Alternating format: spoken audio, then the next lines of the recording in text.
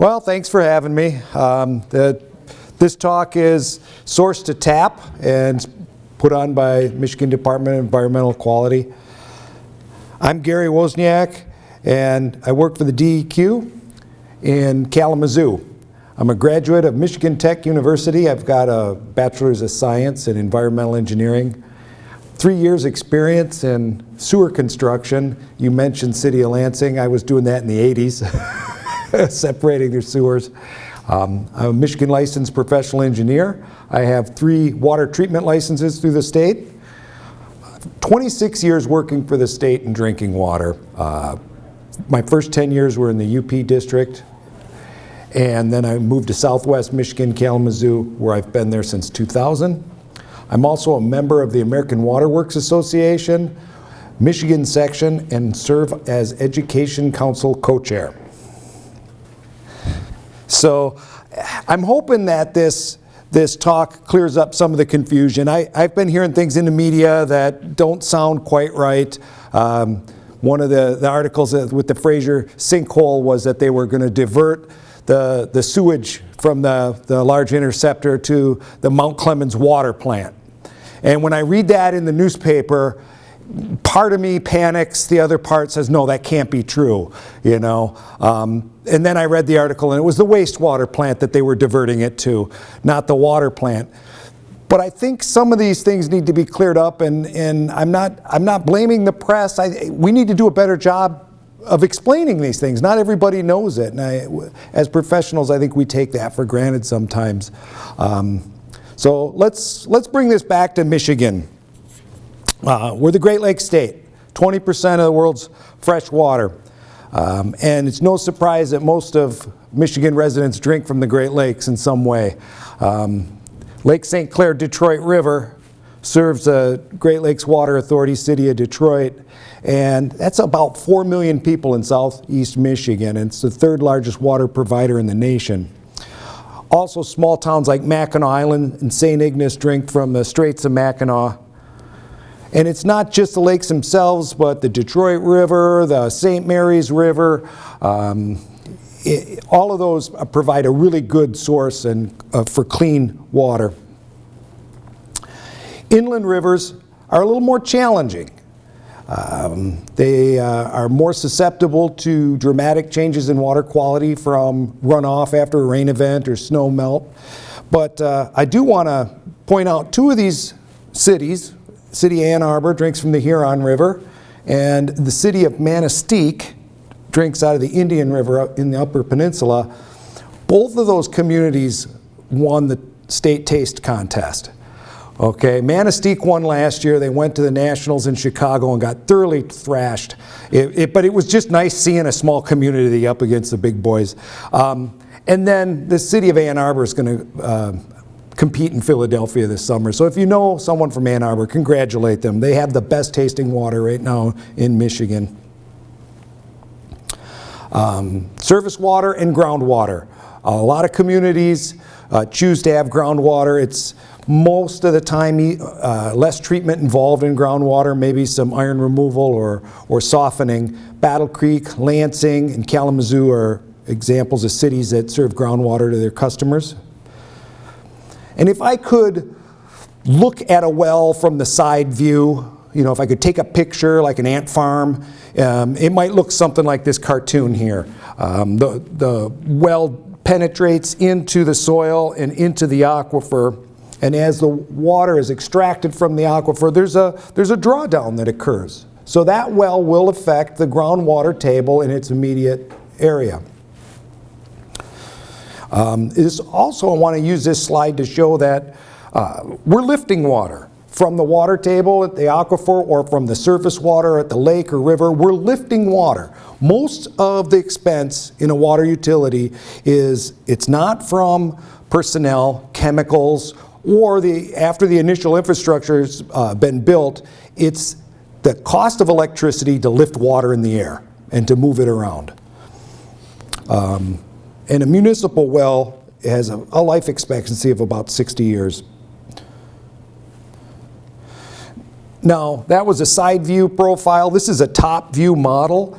And if you if you see, this municipality here has their well on the east side of town and a half-mile radius around the well. Well, the water's moving. So if they're extracting from a moving aquifer underwater, it really doesn't form the circle as much as it does this elongated shape here.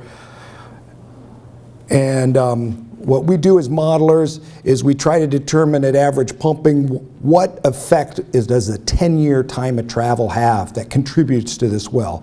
So if you're driving through town and you see the sign entering the wellhead protection area, what you're doing is you're crossing an outer boundary perhaps. And it helps city planners, this information helps them maybe to site a new landfill or something, get it outside of that time of travel for their municipal well, and helps protect the area that contributes to the well.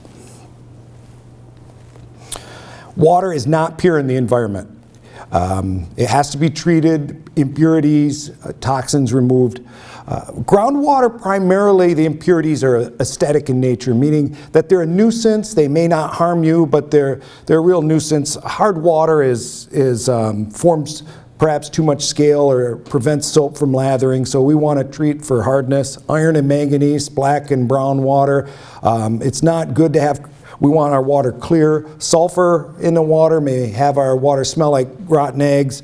So these things are treated with groundwater aesthetic treatment. However, nitrate and arsenic, nitrate's in fertilizer, so it's in the farm field runoff, and it's part of groundwater at times. And arsenic is a natural element with a very low health standard. So several municipalities treat for arsenic and nitrate. There's color, there's taste or odor, and then there's corrosion that has to be treated for to make our distribution water less corrosive. Surface water, on the other hand, the primary treatment is health concerns. Disease-causing microbes in the surface water can get us sick, and we don't want that. So we treat for turbidity or cloudiness in the water. We treat and remove color, and then once we add a disinfectant, we create disinfection byproducts which aren't good for us, so we have to treat those, and also taste and odor, and again, corrosion in our distribution system. Every year, regulated contaminants have to be reported to the public in the Consumer Confidence Report. So you can read your utility, what they've tested for, and the levels of contaminants every year with their CCR, we call it, Consumer Confidence Report. When we extract water from surface, we have to build an intake or some sort of way to get the water out, and they're hard to take pictures when they're underwater 60 feet deep and it's dark and bubbly, and so I'll show you this construction, of course, is a little bit easier to see, but this is City of St. Joseph laying pipe in Lake Michigan to get it away from shore, away from ice influence and shifting sands and river influence. So they put these water intakes away from shore, and if I could describe the intake itself on the bottom of the lake, we sometimes refer to it as a crib. It's referred to that on navigational charts.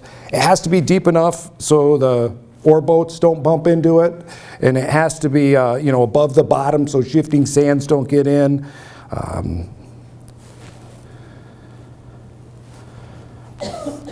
I drew this picture because, again, that lift. I want to emphasize that we lift water. A lot of expense goes from bringing it to this lake's level source here through our shore well pumping station up to the treatment plant. And the shore well pumping station, just by hydraulics and the laws of physics, has to be close to the lake source. The water plant, on the other hand, can be adjacent to the lake source or miles away. The work's being done here, and we want to fill the basement of that pumping station with lake water to pump it out. So here the City of St. Joseph has 2 pumping stations and a short walk to the water treatment plant, all along the shore of Lake Michigan.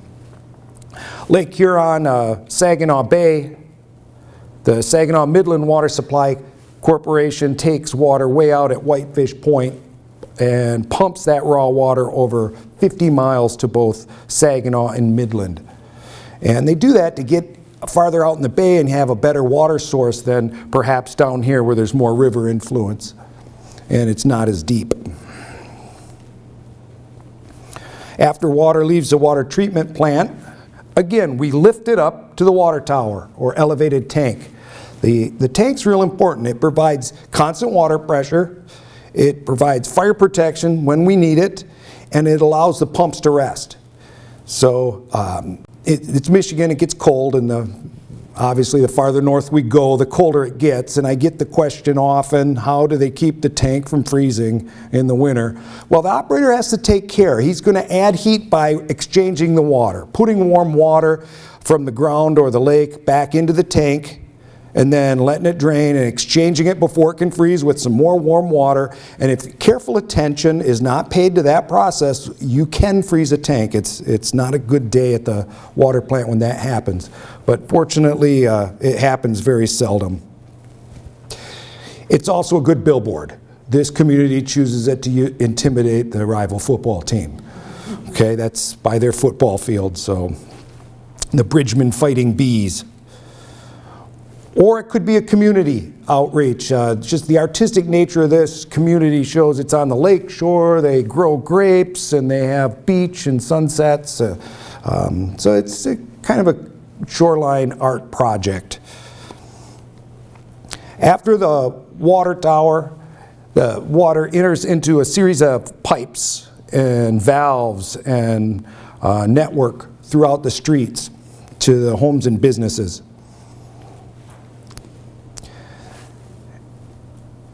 This shows a municipal water main out in the street, and then it's connected to the home or business or through a service pipe, a single pipe that serves the dwelling.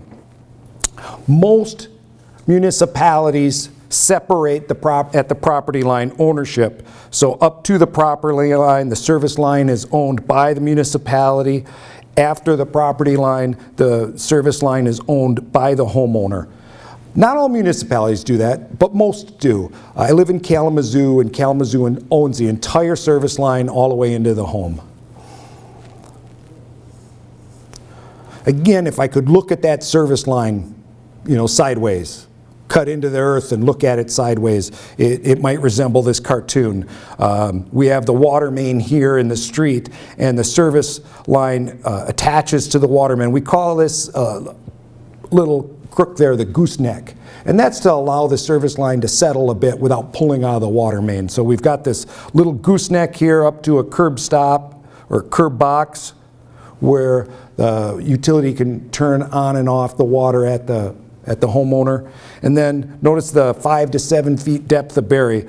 We do that to keep frost from freezing our service line. However, if your community predates the automobile, it most definitely predates the snowplow. Okay, and without plowing the streets, frost penetration doesn't go quite as deep. So my point is, in the older communities didn't necessarily do 5 to 7 feet deep. They may have done 2 to 3 feet because it's easier with a hand shovel. And now that we plow the streets, those service lines tend to be tricky to keep out of the frost line. They may freeze up.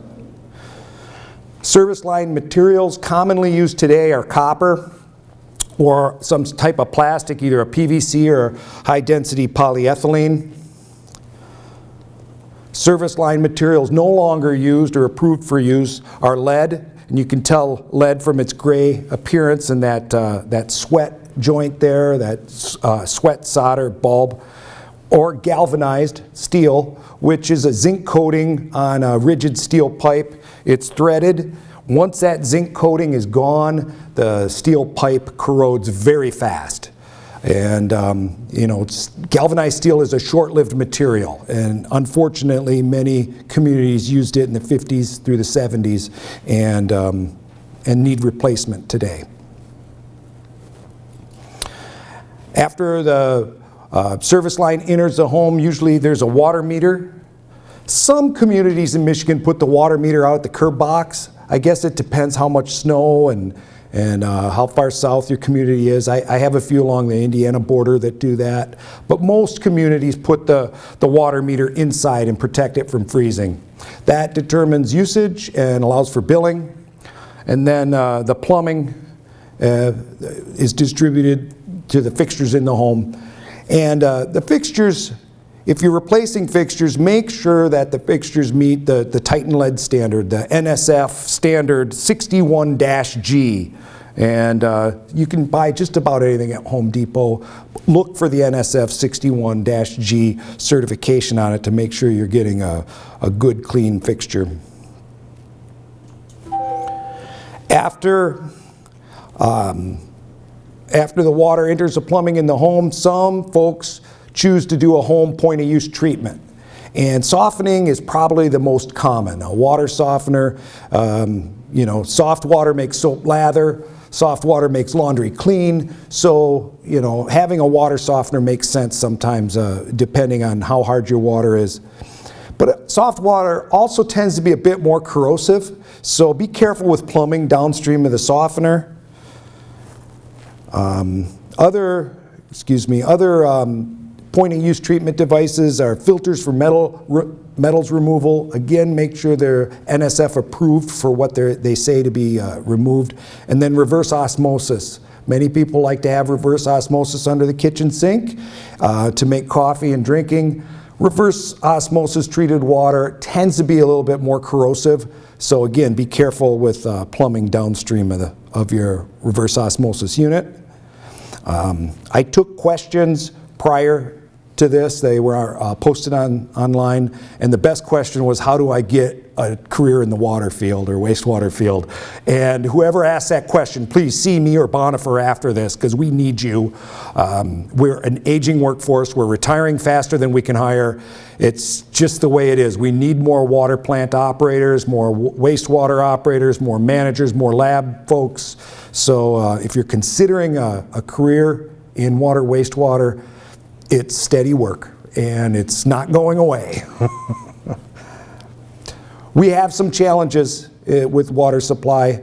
I like this slide because, you know, the lamprey is ugly, I guess.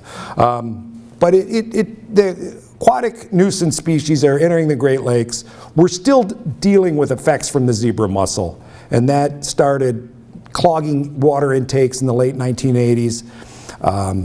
We have to add chlorine now out at the water intake to keep him off, or some other sort of chemicals. So there's that treatment aspect, but they've really changed the dynamics of the lake. They've made water clearer, deeper. Clearer and deeper has allowed algae to grow at depths that we weren't used to, and that algae can have taste and odors that are a struggle at the water plant. So if you drink surface water and in August and September you notice your water tastes like a dirty gym sock, you can thank the zebra mussel for that. Okay, if you have any questions, call your local water utility. They know your water the best, and they're welcome your questions, and a lot of them use it, questions and complaints, as a form of make decisions, so they need your information. Again, the Consumer Confidence Report comes out every year from your utility, and it'll tell you how to contact and participate in the public hearing process. It'll also tell you about your source water and all the contaminants that they tested for from the previous year. If you don't live on municipal water, you have your home well, contact your county health department or your regional health department, and they can tell you specifically about the area of where you live. You're welcome to call the DEQ Environmental Assistance Center. An operator in Lansing will take the pertinent info and route it out to the district, and then the district engineer like myself would give you a call. You could call the EPA Drinking Water Hotline. Again, sometimes I'll get calls routed from Chicago EPA through my office and follow up on them that way. Or you can get online, and the American Water Works Association has excellent information on drinking water. So, well, thanks for having me, and I hope clears up some misconceptions.